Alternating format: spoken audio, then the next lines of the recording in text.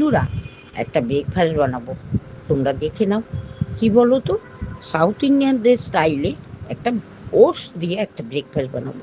কয়েক চামচ ওটস নিয়ে নিয়েছি, মিক্সিং বলে হাত দিয়ে ম্যাশ করে নিয়েছি। তারপর চিলি ফ্লেক্স নিয়ে নিয়েছি। তারপর টক দই দিয়ে দিলাম। টক দই, ওটসের মধ্যে টক দই 100 গ্রামের মতো টক দই ছিল, সেটাই দিয়ে দিলাম। গাজর সেদ্ধ করে ম্যাশ করে নিয়েছিলাম হাতে, সেটা দিয়ে দিলাম। কাঁচা লঙ্কা কুচি দিলাম, সরি, কাঁচা লঙ্কা কুচি দিলাম, স্বাদ মতো লবণ দিলাম, আর দিয়ে দিলাম লঙ্কা কুচি।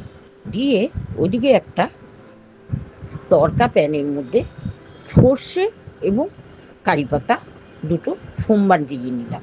দিয়ে ওই ওটসের মধ্যে ঢেলে নিয়ে সুন্দর করে ওটাকে মেখে নিলাম।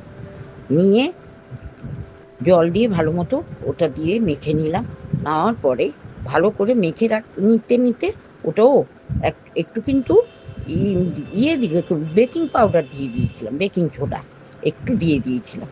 তারপর ওটাকে ভালো করে চামচ দিয়ে ভালো করে মেখে নিয়ে ফ্রাই প্যানে তেল স্প্রে করে দিলাম।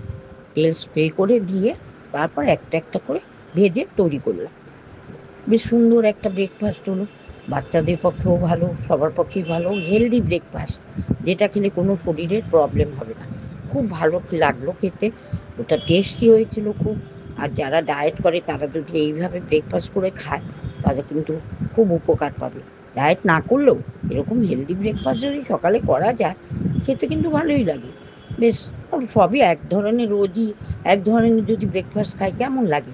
তার থেকে একটু অন্য দেশের মতো, ওদের মতো মানে ভালো করে বানালে, সাউথ ইন্ডিয়ারা যেভাবে খায়, সর্ষে কারি পাতাটা ওরা বেশি খায়, ওইভাবে যদি আমরা একটু করি, নারকেলও খাই, আমি এখানে নারকেল ইউজ করি। তারপর ওটা দিয়ে আমরা টিফিন করলাম, ব্রেকফাস্ট খেলাম, খুব দারুণ লাগলো। তোমরাও এইভাবে তৈরি করে নিও বাড়িতে সবার জন্য, তাড়াতাড়িও হয় এবং হেলদি। এভাবে আমার চ্যানেল রান্না দেখতে হলে চ্যানেলটাকে সাবস্ক্রাইব করে নিও। পাশে থেকো, সবাই সুস্থ থেকো, ভালো থেকো, সাবধানে থেকো। সবাইকে টাটা, বাই বাই।